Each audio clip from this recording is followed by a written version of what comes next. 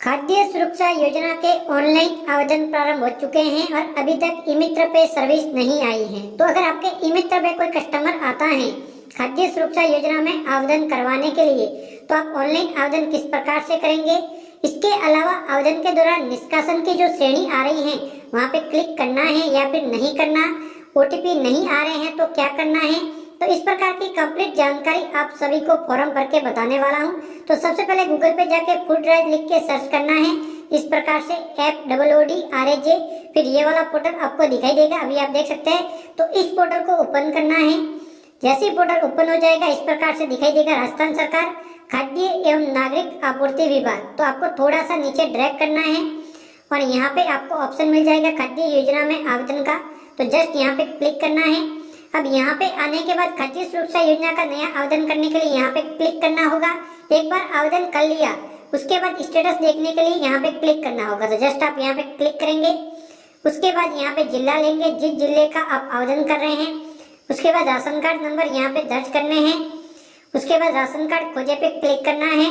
एक मैसेज मिलेगा कि अगर आप पात्र हैं तभी आपको आवेदन करना है, वरना फिर आवेदन नहीं करना है। तो फिर जस्ट आप ओके पे क्लिक करेंगे। ओके पर क्लिक करते ही राशन कार्ड में दर्ज सभी सदस्य दिखाई देंगे और इसके जस्ट पीछे आधार कार्ड लिंक है या फिर नहीं बताएगा। अगर हाँ है तो उस सदस्य के साथ आधार कार्ड नंबर लिंक है, अगर नहीं बता रहा है तो उस सदस्य के साथ आधार कार्ड नंबर लिंक नहीं है।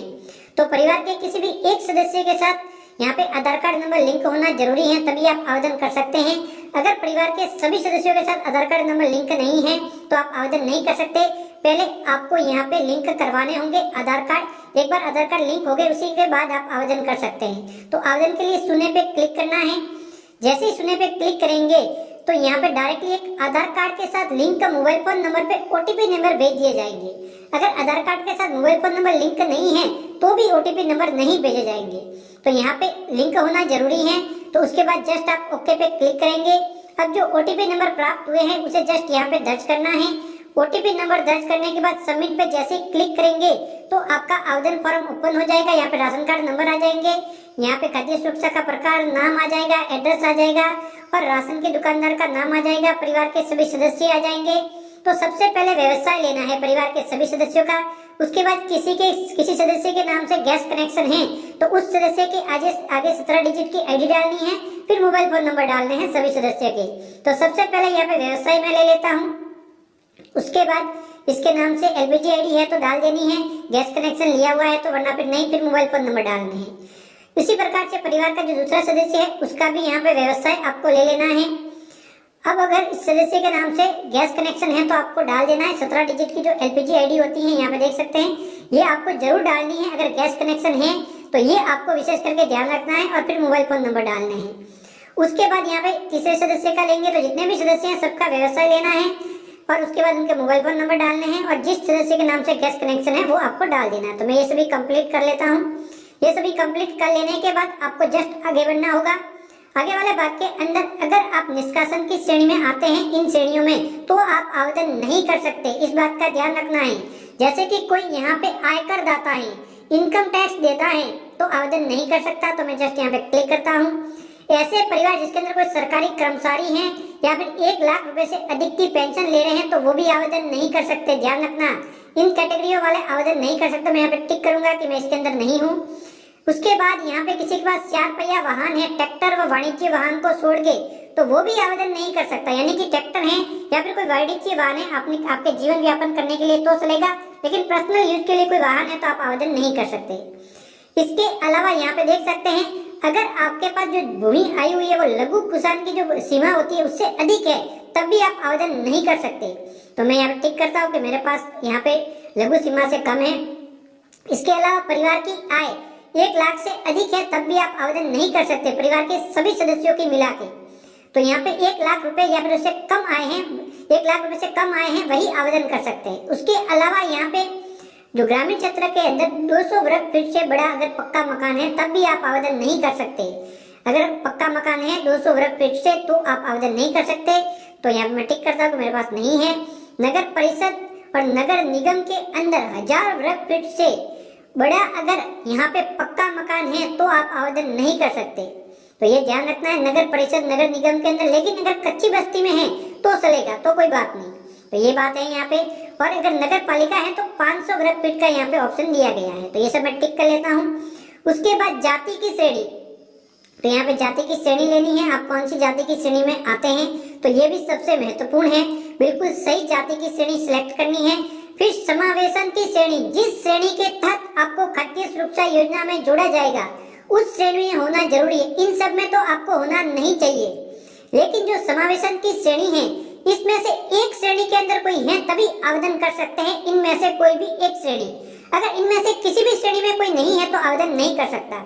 जैसे कि Antyodaya BPL, state BPL, Annapurna हो गए, तो ये हो गए। इसके अलावा मुख्यमंत्री वृद्धजन सम्मान पेंशन योजना या फिर इंदिरा गांधी राष्ट्रीय पेंशन योजना, तो यहाँ पे ध्यान रखना है कि एक जैसी दो पेंशन है, एक तो इंदिरा गांधी है और एक मुख्यमंत्री पेंशन है। तो आपको ध्यान रखना है कि जिस कैटेगरी का पीपीओ बना हुआ है उसी कैटेगरी को सिलेक्ट करना है और उसी कैटेगरी का पीपीओ ऑनलाइन अपलोड करना है। यहाँ पे बहुत सारे लोग गलती कर रहे हैं, इसका विशेष करके आपको ध्यान देना। जैसे कि मुख्यमंत्री एकल नारी पेंशन हो गई और इसके अंदर भी इंदिरा गांधी जो विधवा पेंशन भी हो गई। इसी प्रकार से विशेष योग्यजन के अंदर भी 2 पेंशन है। तो जिस कैटेगरी से पेंशन पेंशनर ले रहा है वही कैटेगरी सिलेक्ट करनी है। गलत कैटेगरी अगर आपने सिलेक्ट कर ली तो समस्या में पड़ सकते हैं। जिस पीपीओ को आपको देख लो, पीपीओ में लिखी हुई होती है कैटेगरी, उसके अकॉर्डिंग सिलेक्ट करनी है। इसके अलावा सबसे जरूरी, अगर किसी ने मनरेगा के अंदर 100 दिनों तक 1 वर्ष की अवधि में कार्य किया है तो वह इस योजना में एलिजिबल है, तो इस कैटेगरी को सिलेक्ट कर सकते हैं। ग्रामीण क्षेत्र वालों के लिए बहुत ही अच्छी कैटेगरी है। तो यहाँ पे ग्राम सेवक के पास जाना है, ऑनलाइन हाजिरी की प्रिंट आउट निकाल के ग्राम सेवक से प्रमाणित करवाना है और यहाँ पे अपलोड कर लेनी है। इसके अलावा भी दूसरी कैटेगरी है जिसके अंदर अगर आप आते हैं तो ले सकते हैं। तो ओनली एक कैटेगरी लेनी है जो कि आपके लिए सबसे सही है। वह कैटेगरी लेने के बाद उस कैटेगरी से संबंधित एक डॉक्यूमेंट जिसकी साइज 150 केबी है वह आपको यहाँ पे अपलोड करना है। तो डॉक्यूमेंट बिल्कुल सही होना चाहिए। ऐसे ही कोई डॉक्यूमेंट अपलोड किया तो समस्या में पड़ सकते हैं। फिर यहाँ पे क्लिक करना है और सबसे जरूरी यहाँ पे जो भी ऊपर समावेशन की श्रेणी दी है उसके ऊपर टिक करना जरूरी है।